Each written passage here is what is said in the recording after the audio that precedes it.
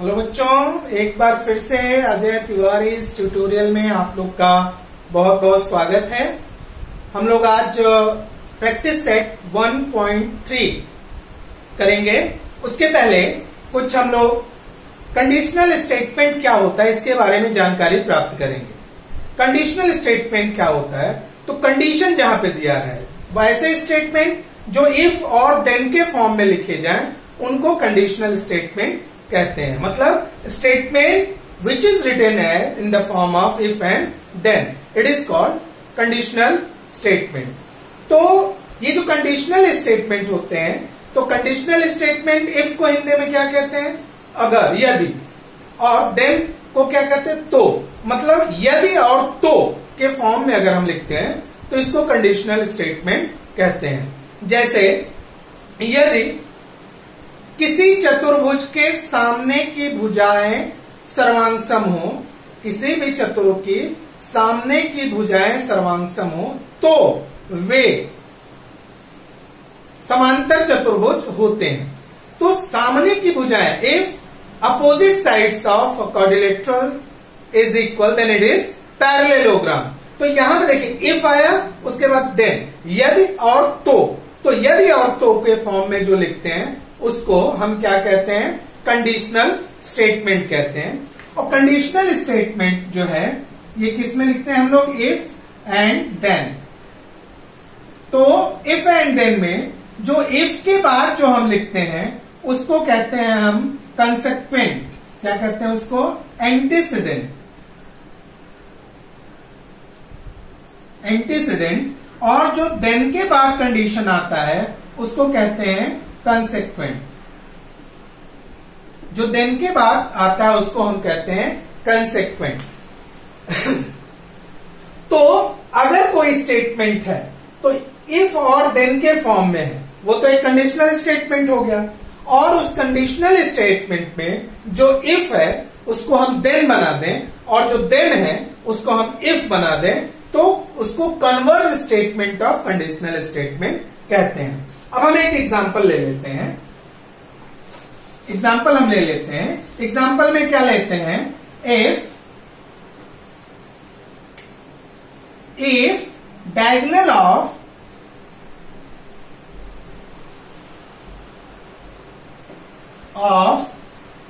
Quadrilateral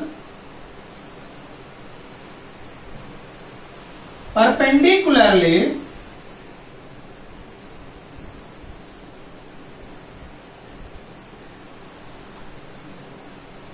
bisect each other,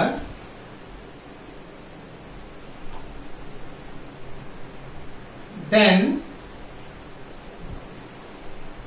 it is, the quadrilateral is rhombus। यहां पे देखिए बच्चों, इफ डायगोनल, किसी भी क्वाड्रिलेटरल में अगर डायगोनल एक दूसरे को परपेंडिकुलरली बाइसेक्ट करते हैं, मतलब ये 90 डिग्री पे बाइसेक्ट करते हैं, ये इक्वल, तो ये क्या कहलाते हैं, ये रोम्बस कहलाता है। तो यहां इफ से शुरू हो रहा है, देन, तो ये कंडीशन में आ गया। अब इसी चीज को अगर हम उल्टा लिख दें, if the given quadrilateral, अब यहां देखिए, then it is rhombus, तो if quadrilateral is rhombus, then its diagonals perpendicularly bisect each other। तो ये कन्वर्स थ्योरम हो जाएगा। इसका उल्टा हमने लिख दिया, कैसे, if quadrilateral is rhombus, then its diagonal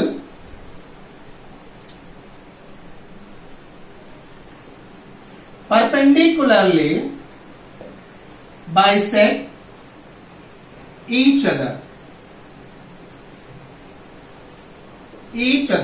तो ये तो हमारा स्टेटमेंट हो जाएगा। स्टेटमेंट है, उसका कन्वर्स स्टेटमेंट है। इफ और देन में ये चीज होती है। कभी कभी क्या होता है कि इफ का हमेशा कन्वर्स करेक्ट नहीं होता। इफ का कन्वर्स क्या होता है, हमेशा वो करेक्ट नहीं होता है। कभी कभी वो जो रिवर्स होता है वो करेक्ट नहीं होता है। अब जैसे हम कोई कंडीशन ले लें कि if the number is prime, if the number is prime then it is even और odd. If the number is prime then it is even और ऑड। कोई नंबर अभाज्य है यदि तो वो सम भी हो सकता है और विषम भी हो सकता है। लेकिन हम अगर इसको कन्वर्स करें तो सम और विषम नंबर्स अभाज्य होते हैं, तो ये हमारा स्टेटमेंट गलत हो जाएगा। तो हमेशा जो स्टेटमेंट है उसका रिवर्स हमेशा सत्य हो, ये कोई जरूरी नहीं है। तो ये तो रहा इफ और देन स्टेटमेंट, इसको कंडीशनल स्टेटमेंट कहते हैं। तो कंडीशनल स्टेटमेंट के क्वेश्चन हम लोग सॉल्व करेंगे एक्सरसाइज में। इसके बाद आता है हमारा कि पोस्टुलेट्स क्या होते हैं। पोस्टुलेट्स मतलब होता है सत्य, सार्वत्रिक सत्य। दुनिया में जो चीज सत्य है, जिसको सभी लोग सही मानते हैं, उसको हम पोस्टुलेट्स कहते हैं। तो पोस्टुलेट्स जो सत्य, अब क्या सत्य है? अब जैसे हम सिंपल वे में कह सकते हैं कि सूरज पूरब से निकलता है, सूरज पश्चिम में ढलता है। तो ये यूनिवर्सल ट्रूथ है, वैश्विक सत्य है, इसको कोई झुठला नहीं सकता है। तो कुछ चीजें ऐसी होती हैं, इनको क्या कहते हैं? पोस्टुलेट्स कहते हैं।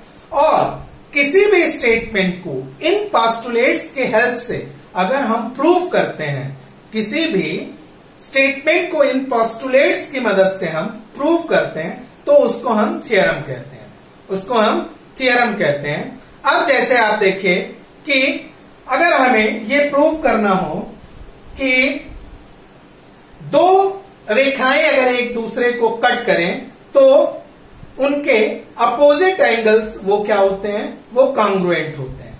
तो अगर हम इसमें पोस्टुलेट्स लगाते हैं, उनकी सहायता से इसको प्रूव कर देते हैं, तो ये एक थियरम बन जाता है। स्टेटमेंट को हम क्या बोल देते हैं? थियरम बोल देते हैं। और इसमें जो पोस्टुलेट्स और उसके हेल्पिंग वर्ड्स हम लिखते हैं, उसको प्रूफ बोलते हैं। तो कुछ पोस्टुलेट्स हम आपको यहां पे बताएंगे।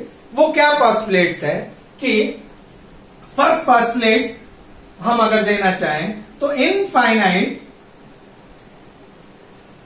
Line can be passes through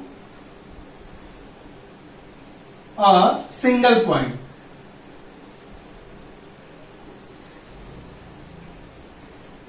तो एक पॉइंट से हम बहुत सारी लाइंस को पास कर सकते हैं, बहुत सारी लाइन यहां से पास हो सकते हैं। तो एक ये पोस्टुलेट्स है, इसको कोई भी झुठला नहीं सकता।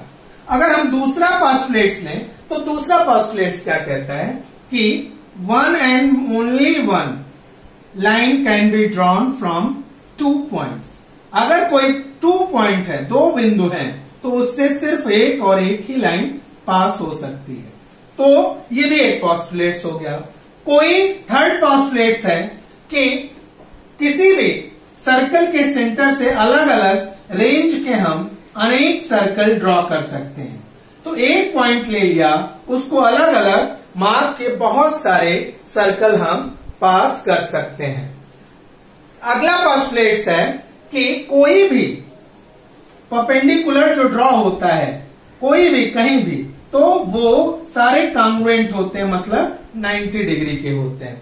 एक और पोस्टुलेट्स है कि कोई भी 2 लाइन को अगर कोई इंटीरियर, कोई एक ट्रांसवर्सल कट करता है और ये एक ट्रांसवर्सल के एक ही तरफ जो एंगल बन रहे हैं वो लेस देन 180 है, वो लेस देन 180 डिग्री है, तो ये दोनों लाइन कहीं न कहीं जाकर आपस में मिलेगी। तो ये सारे पोस्टुलेट्स कहे जाते हैं। तो ऐसे ही पोस्टुलेट्स का यूज करके हम किसी भी स्टेटमेंट को प्रूव करते हैं, वो थियरम कहलाता है। तो ये सारे थियरम्स हम लोग पढ़ेंगे। तो थियरम जो हम पढ़ते हैं, तो थियरम को प्रूव करने के 2 मेथड होते हैं। एक होता है डायरेक्ट मेथड और दूसरा होता है इनडायरेक्ट मेथड। तो डायरेक्ट मेथड में हम इन पोस्टुलेट्स को हेल्प लेकर के हम इसको प्रूव कर सकते हैं। तो जैसे डायरेक्ट मेथड का हम एक एग्जांपल आपको बता रहे हैं कि opposite angle formed by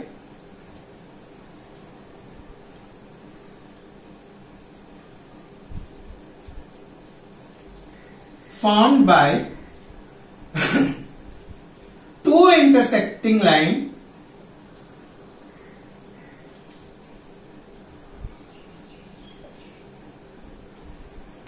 are equal. Two intersecting lines are equal. Opposite angles are formed by two intersecting lines are equal. तो अगर दो लाइंस हैं, इस तरह से ये इंटरसेक्ट कर रही हैं, तो ये अपोजिट एंगल्स जो बन रही हैं ये क्या होंगी, इक्वल होंगी. सपोज ये लाइन है ए बी सी और ये डी, ये ऐसे हैं. तो ये हम डायरेक्ट मेथड से हम प्रूव करते हैं. एक चीज मैं यहां पे और भी बताना चाहूंगा कि जहां पे इफ और देन वाला स्टेटमेंट होता है तो इफ को हम गिवन पार्ट में लिखते हैं. ध्यान दीजिए बच्चों, ये बहुत जरूरी चीज है. जो इफ वाला पार्ट होता है उसको हम व्हाट इज गिवन, उसमें गिवन पार्ट में रखते हैं, और देन वाले पार्ट को टू प्रूव में रखते हैं. तो ये चीज हमें ध्यान में रखना होगा. तो opposite angle form by two intersecting lines are equal. तो अब यहां पे इफ और देन के फॉर्म में भी लिख सकते हैं. If opposite angle is form by intersecting, if opposite angles are equal, ऐसे if two lines are intersecting each other, ऐसे हम इस स्टेटमेंट को लिखें. If two lines intersecting each other then opposite angles are forms are equal. तो if और then के form में ये हो गया. तो इफ और देन के फॉर्म में हुआ तो इफ टू इंटरसेक्टिंग लाइन, तो इफ को हम कहां लिखेंगे, गिवन में. गिवन में हम लिख देंगे इफ को. तो इफ में क्या आ जाएगा, टू इंटरसेक्टिंग लाइन. तो यहां लिखेंगे line a b and c d are intersected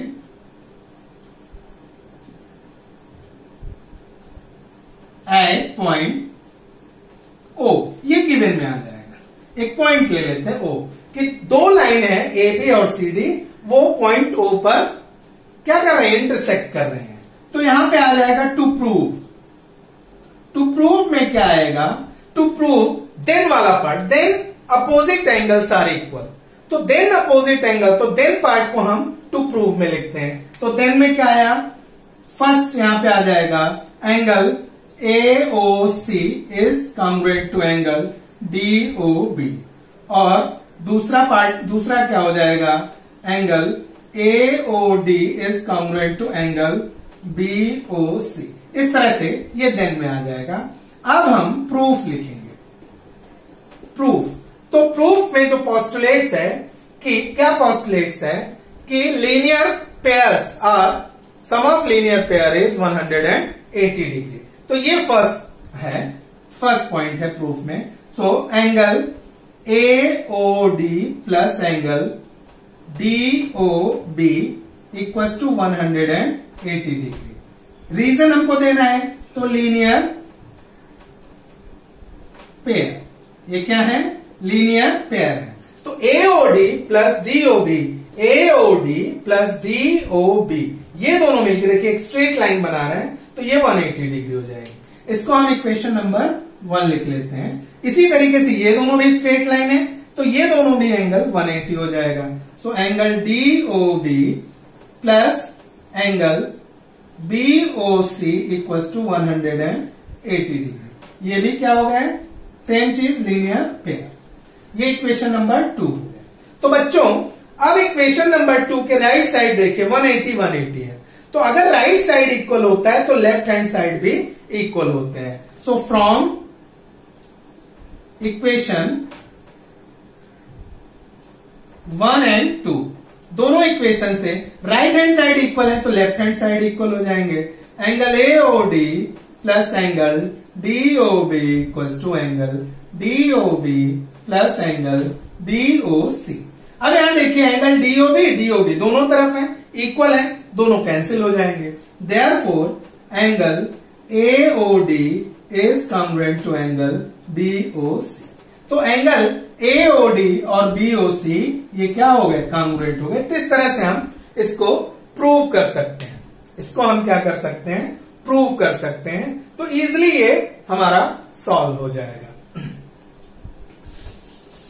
अब इनडायरेक्ट जो मेथड होता है किसी भी थ्योरम का, इनडायरेक्ट मेथड में क्या होता है कि हम सिर्फ स्टेटमेंट की सहायता से उसको हम सॉल्व करते हैं कि all the even number other than 2, the prime number other than 2 is odd number. All the prime number other than 2 are odd prime number. तो हम क्या लेंगे कि प्राइम नंबर क्या होता है, पहले ये देखेंगे। प्राइम नंबर क्या होता है, those number which is divisible by 1 and itself only are called prime number. ऐसे नंबर जो खुद से और 1 से डिवाइड होते हैं उसको हम प्राइम नंबर कहते हैं। तो ये जो प्राइम नंबर है, अगर हम इसको 4 जो अदर इवन नंबर जैसे 4 हो गया, तो 4 इज वो तो 1 से डिविजिबल है, खुद से भी divisible, but it is also divisible by what, 2। तो वो 2 से भी डिविजिबल है, तो वो प्राइम नंबर के डेफिनेशन में नहीं आता है। तो इस तरह से हम इनडायरेक्ट वे में भी किसी भी थ्योरम को सॉल्व कर सकते हैं, इसको डायरेक्ट मेथड कहते हैं। अब आपके जो एक्सरसाइज में आ जाते हैं, एक्सरसाइज 1.3 प्रैक्टिस सेट।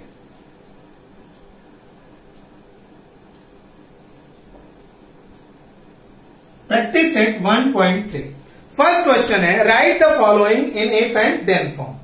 कुछ फॉर्म कुछ क्वेश्चन दे रखा है, इसको इफ और देन के फॉर्म में लिखना है।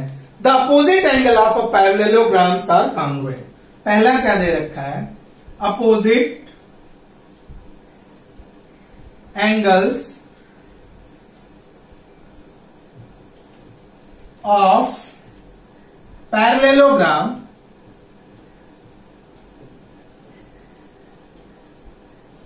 are congruent. Opposite angles of parallelograms are congruent. इसको हमें किस में लिखना है, if और then में।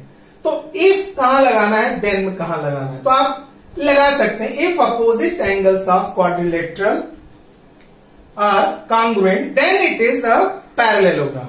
या फिर दूसरे वर्ड में लिख सकते हैं, if quadrilateral is parallelogram then opposite angles are congruent। तो इसको दोनों तरह से लिख सकते हैं, उसको रिवर्स में भी लिख सकते हैं। तो आपकी जैसी मर्जी, हम यहां पे लिख दे रहे हैं if और then के फॉर्म में कि if quadrilateral is parallelogram then its opposite angles are congruent। its opposite angles are congruent मतलब if आ गया यहां पे, if quadrilateral is parallelogram then its opposite angles are congruent। यहां पे हमने पैरेललोग्राम को छोटे में लिख दिया, पैरेलल लाइन और जीएम, तो पैरेललोग्राम हो जाता है। इसी तरीके से हम इसके दूसरे क्वेश्चन को देख लेते हैं। दूसरा क्वेश्चन क्या कहता है कि diagonal of a rectangles are congruent. Diagonals of rectangles are congruent.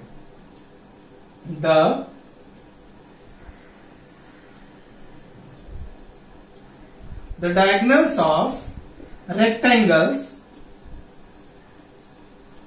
are congruent। The diagonals of rectangles are congruent। तो अब बेटा बच्चों हमें इसको क्या करना है, इसको करना है if और then के फॉर्म में। So if the diagonals of quadrilateral is congruent then it is rectangle। if तो हमें if और then के फॉर्म में लिखना है, if diagonal of quadrilateral are congruent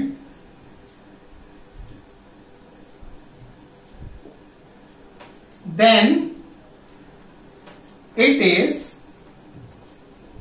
rectangle। तो अब इसको हम ऐसे भी लिख सकते हैं, if quadrilateral is rectangle then its diagonal are congruent। मतलब if और then को हम उसके कन्वर्ज फॉर्म में भी लिख सकते हैं। इसका थर्ड है, in an isosceles triangle, the segment joining vertex and midpoint of the both base is perpendicular to the base.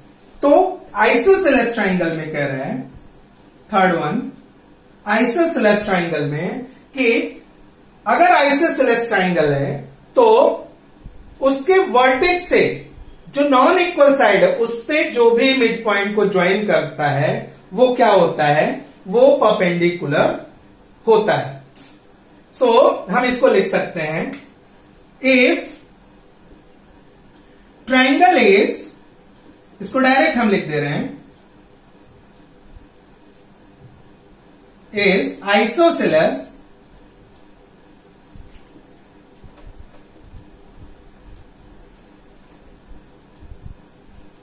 then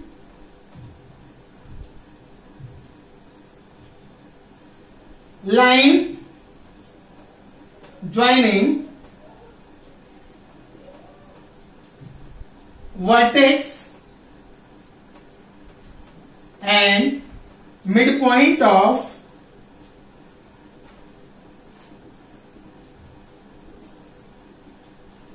non-equal side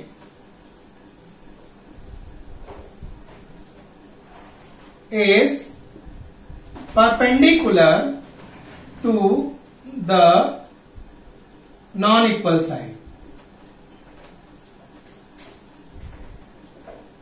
कि अगर आइसोसेलेस ट्राइंगल है तो जो उसके वर्टेक्स है, इस तरह से आइसोसेलेस ट्राइंगल, ये दोनों साइड इक्वल है, तो उसके वर्टेक्स से जो मिड पॉइंट को मिलाती है लाइन, वो थर्ड साइड पे जो नॉन इक्वल साइड है उस पे परपेंडिकुलर होती है. तो इफ और देन के फॉर्म में हम इस तरह से लिख सकते हैं सारे क्वेश्चंस को. इसके बाद हम लोग लेते हैं second question.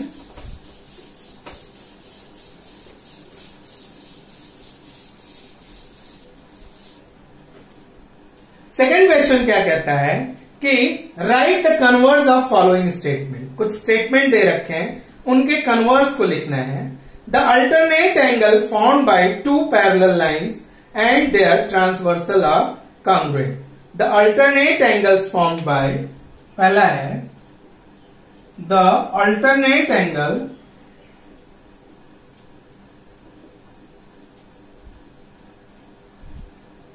are formed by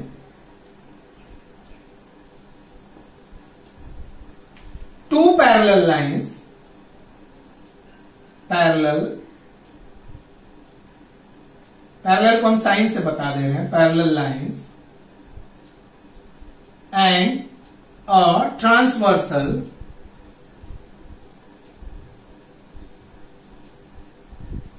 are congruent. The alternate angles are formed by two parallel lines and a transversal are congruent.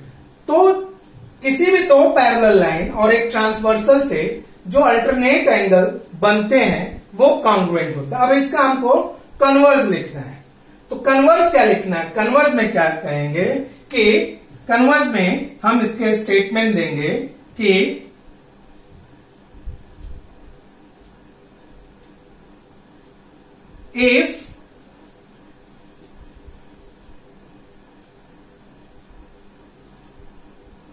if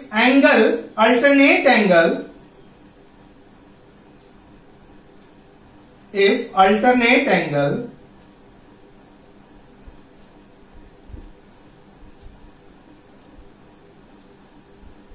formed by two lines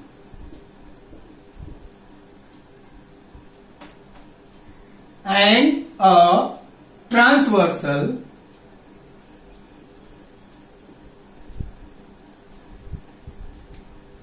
are congruent,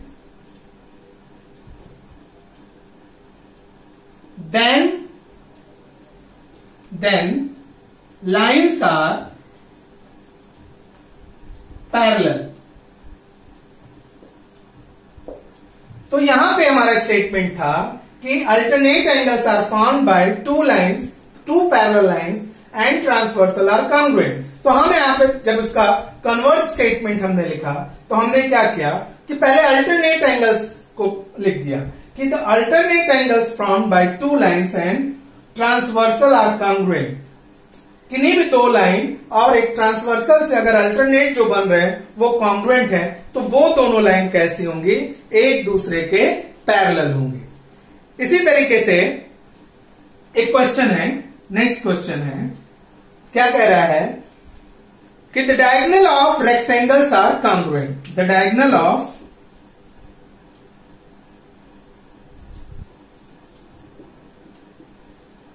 rectangle are congruent. Diagonal of rectangles are congruent. So इसको हम converse form में लिख सकते हैं। Converse form में कैसे लिखेंगे कि if diagonals are congruent then quadrilateral is if diagonals are congruent